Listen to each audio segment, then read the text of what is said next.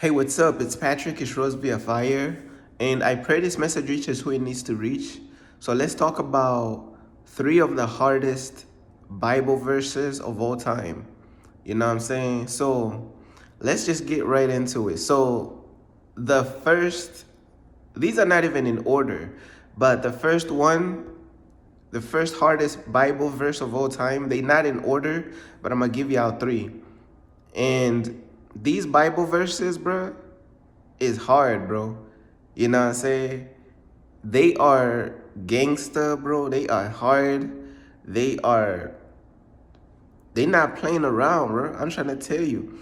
But let's get into three of the hardest Bible verses of all time. And this is just my personal opinion, you know what I'm saying? So let's get right into it. So the first verse that I want to give y'all is the book of Psalm chapter 105 verse 15, and it says, touch not my anointed ones, you know what I'm saying, and do my prophets no harm, you know what I'm saying. So it's basically talking about touch not my anointed and do my prophets no harm, you know what I'm saying.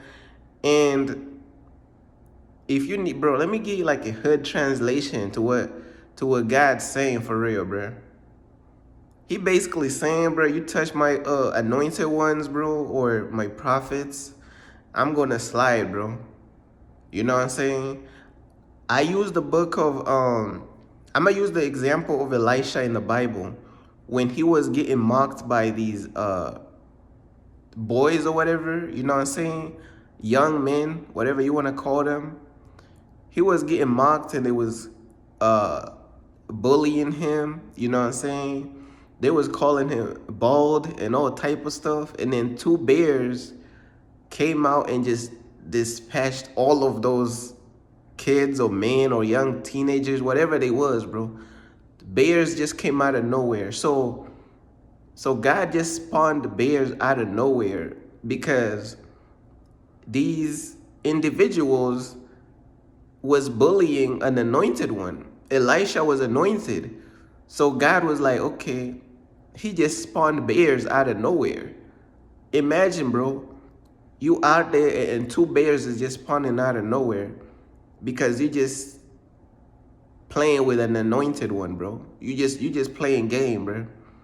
God already said, bro, touch not my anointed one, touch not my anointed and do my prophets no harm. Elijah, I mean, it was not Elijah, it was Elisha. Elisha was extremely anointed by God.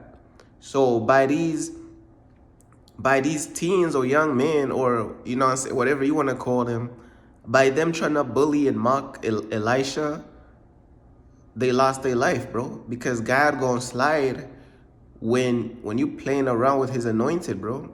He gonna slide. They probably, bro, they probably was wondering where these two bears came from. Don't even worry about it.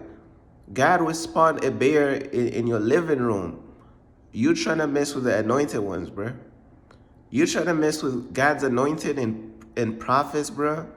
God will spawn a hippopotamus in front of your front yard, bro. God is gonna slide, bro. He already told you, bro. You touch not my anointed, or I'm gonna slide, bro. And one thing about God, bro, when he say something, he not play, bro. God is not trolling. So if you see that someone is anointed, and if you see that somebody's doing the work of God, God already told you, bro, do not be playing with him. If you want like a hood translation, when he said, touch not my anointed ones, bro, and do my prophets no harm, he basically say, don't even play around with them, bro. Them doing what I call them to do, them doing my will, bro. I will spawn a hippopotamus on your dinner table and you gonna be cooked. I will spawn an alligator as you sleep. Like, God is not playing. How did the hippopotamus get in my living room? Don't even worry about it. Man, how did how did the binoculars get in the dinner table? Don't even worry about it.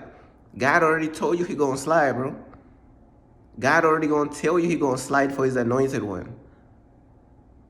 Don't worry about how it happened. Just know that you're cooked. I repeat, do not worry about where the, hold on. Do not worry about where the bears came from. Do not worry about where the gorilla came from. Do not worry about the couch fell from the sky and hit you on the head. Don't worry about the lightning striking, the lightning strike you through the window. Don't even worry about where that came from. God already told you not play with my anointed ones and do my prophets no harm. So that's bro, that Bible verse is hard, bro. That's like a video game last boss type. Bro, that's a 10 out of 10. That's hard. That Bible verse is hard, bro. That's like a last boss in a video game type hard, bro. Like you fighting the last boss in a video game, all you hear is the touch not my anointed one and do my prophets. No, you hear that in the last boss of a video game, bro, you better log out, bro. It's over with. So let's move on to the second hardest verse of all time. Like I said, these are not in order, but let's move on to the second one. This one is in the book of Luke. I can't even speak. This was in the book of Luke. Why I can't say that word, bro? Chapter 2, verse 49. The book of Luke, chapter 2, verse 49. I don't know why my eyes is getting watery right now, but let's keep on moving with the message. The book of Luke. Bro, I can't speak right now. My words is getting twisted. But the book of Luke, if you get what I'm saying, you get what I'm saying. The book of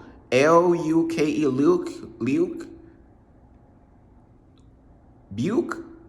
No, it's Luke. The book of Luke, chapter 2, verse 49. So this one right here says, and he said unto them, how is it that ye sought me? Wist thou not must first, bro? I don't know, bro. This old English sound like Mufasa, bro. Let me read that again, bro. And he said unto them, how is it ye we sought me? We those stress, bruh. Let me translate what they saying, bro. Let me translate, bro. It say, and he said unto them, bro, how is it that y'all is coming after me? Do you not know that I must be about my father's business? You know what I'm saying? So, my eyes watery for some reason. That's weird, bro. I don't know. Sometimes my eyes be sensitive to light and stuff, but let's keep on moving with the message, right? Basically, Jesus was saying that, how is it that you is coming after me, bro? Like, you know what I'm saying? Do you not know that I must be about my father's business? That is the second hardest Bible verse of all time. You know what I'm saying? Like I said, they not in order, but that is like the second hardest Bible verse of all time, because that's like you put your phone on like do not disturb and somebody texting you and you be like, you know what I'm saying? Let's say like people is texting you and you put your phone on do not disturb and then they come looking for you. Hey, where you been? I'm like, bruh, does he not knoweth that I must be about my father's business, bro? Like, that's hard, bro. And then like the way he set it up though, the way he said it at first, he was like, why are y'all seeking after me? Like, do y'all not know that I must be about my father's business? It's like the way he set it up, you know what I'm saying? Like, man, like, let's say like you got all these, let's say you got all these people, you know, they looking for you. I'm like, bro, do y'all not know? Why y'all seeking after me? Do you not know I must be about my father's business? Why are you worried about my phone being on do not disturb, bro? Do you not know that I must be about my father's business? You know what I'm saying? Do you not know that I must be about my father's business? Imagine, like, for example, let me use haters as an example. Let's say you got these ubiquitous infidel haters, you know, sending you messages. You know what I'm saying? I'm like, bro, my phone it's already on do not disturb. You was already blocked. So why are you trying to find ways to, do you not know that I must be about my father's business for real? All these text messages, all this stuff, man, you know, my phone already on do not disturb. So why is you ubiquitously trying to be everywhere at the same time, doing all type of collateral negotiationarisms. Come on, bruh. You is not a revolutionary, bruh. But let's keep on going, bruh. Like, that is a hard verse, bro. It's like the way he set it up, though. I don't think it's the setup. He said, how is it that ye sought me? Wist ye not, wist ye not that I am, what? Wist ye not that, bruh. This old English, bruh. He said, wist ye not that I must, what? Bro, my brain is doing all type of collateral damage. Hold on, let me slow it down, bro. Wist ye not that I must be about my Father's business? Man, he said, Jesus said, wist ye not know that I must be about my Father's business?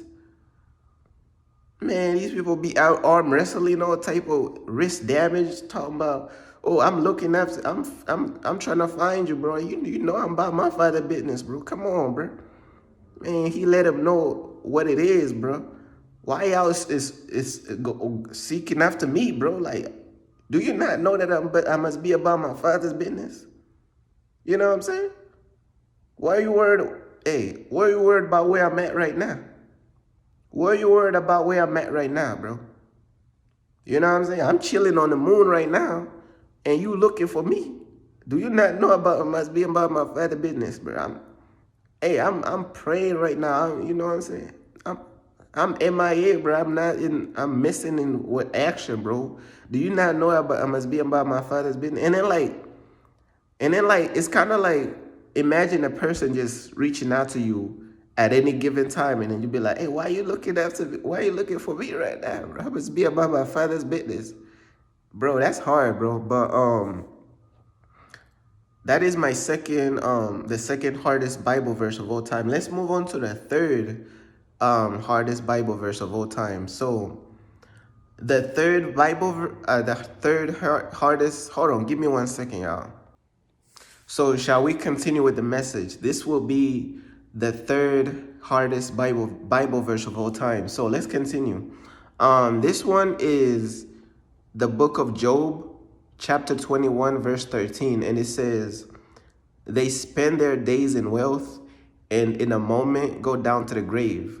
You know, this is talking about those people who love money more than they love God. You know what I'm saying? Like, people who only care about money, bro, they don't care about God or nothing like that, bro. Like, bro, they spend their days in wealth and in a moment go down to the grave, bro. That's a hard verse, bro. You know, that's a hard verse because it shows you how, like, some of these people who idolize money and that's all they care about, you know what I'm saying? Like, there's nothing wrong with money, right? There's nothing wrong with having money, but it's like these people, like, it's their love for money, bro. They love their money more than they love God, bro. That's all they care about. That's all they talk about. They don't even care about God, bro. And the reason why there's a very specific reason why this verse is extremely hard. There's a reason for it, and I'm going to break it down why this verse is extremely hard. Is because they spend their days in wealth and in a moment go down to the grave. Just think about how hard that is. That sounds like a mixtape cover type hard, bro. That's a 10 out of 10 because God is basically saying that they spend their days in wealth and in a moment go down to the grave. You get what I'm saying? And what that means, bro, is basically like in a moment, bro. Like, imagine, bro. 1 minute you're living your luxury lifestyle, you know what I'm saying? You're putting money above God, and that's all you care about. You're living in wealth. You know what I'm saying? You're buying all these cars, you're buying all these Lambo, you're buying all these trucks, you're buying all these mansions. And then God is saying, like, in a moment, you go down to the grave. That's hard, bro, because, like, in a moment, bro, you go down where? To the grave. And then look, this is like for those who are into like metaphors and entendres or whatever, this is like a double entendre, bro. God is giving you like metaphors and double entendre. He's saying They live their life in wealth and in a moment go down to the grave. But this is what he's saying. He basically saying they not just go into the grave. He's saying they go into hell, but they go into the, think of it like in a moment, they getting buried 6 feet under, and they gonna pass through all the way through the earth, and then they gonna be inside the belly of the earth. They gonna be in hell. So it's like, not only is they going 6 feet, they going deeper. So in a moment, they go down to the grave. So that's a deep fall, bro. Like, hey, bro, like in a moment, you not only going 6 feet under, you go into another grave, which is hell, bro. So you not only go into the physical grave, you go into the second grave, which is hell. So as you live in a luxury lifestyle, you don't care nothing about God. In a moment, you're in the grave, and then you get instant transmitted like Goku to the second grave, which is hell. In a moment, bro. Bro, in a moment, bro. 1 minute you're just chilling, man. You're just driving and this and that. Next minute, you know, boom, it's over with. And in a moment, you're in the grave. 3 business seconds later, you're in the grave. And then after those 3 business days, you're in another grave, which is hell burning forever. In a moment, though, unexpected. God ain't even gonna give you no green light, none of that, bro. God is gonna be like, okay, cool. I just gonna let you gonna live your life in wealth and this and that. You don't want nothing to do with me. Okay, cool. In a moment, I'm gonna snatch your life, and then you're gonna be in the grave, and then you're gonna be in the grave again, which is hell. You know what I'm saying? The grave references 2 things. It represents the casket, and then it also represents hell at the same time in the same verse. Man, just imagine like you just chilling, you think nothing gonna happen to you, and then all of a sudden, bro, man, you just falling through the ground, bro. And then you falling through the ground all over again. And then you inhale underneath the earth twice. How you underneath the earth twice? In a moment, though. In a moment, though. That's hard, bro. That's like a mixtape cover, bro. That's like that is a hard Bible verse, bro. That is not a game, bro. When God was writing that, God was like, bro, I am not about to play.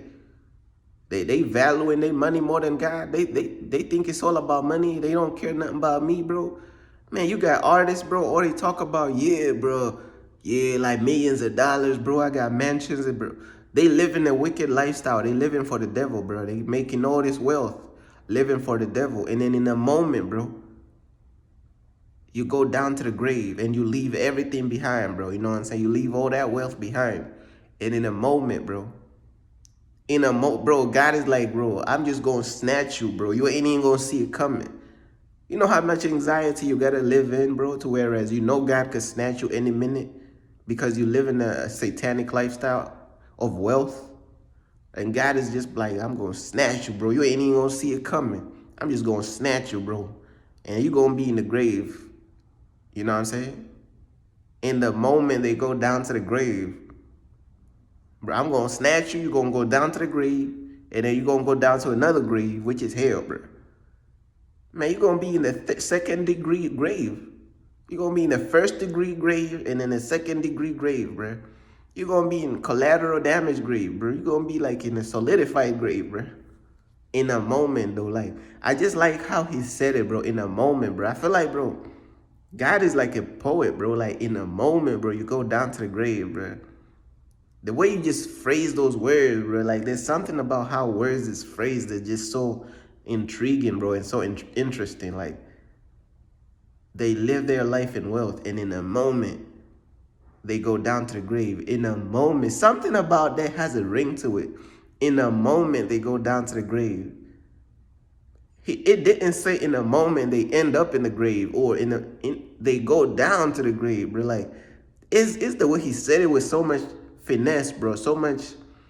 It's like he added so much finesse to it. You know what I'm saying? He added so much just, bro, it has something to it. Like, I can't quite, it's quite, You know what I'm saying? Like it's quite intrinsic. You know what I'm saying? It's ubiquitous, intrinsic value, bro. You know what I'm saying?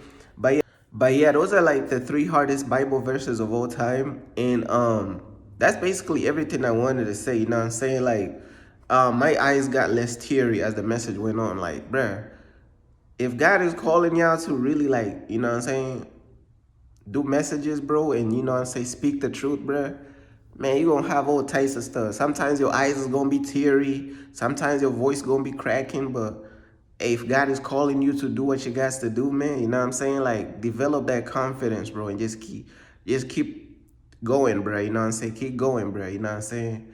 And that's basically everything I wanted to say, bro. Like, those are three of the hardest Bible verses of all time, in my personal opinion. Now, are they in order? No, they not in order.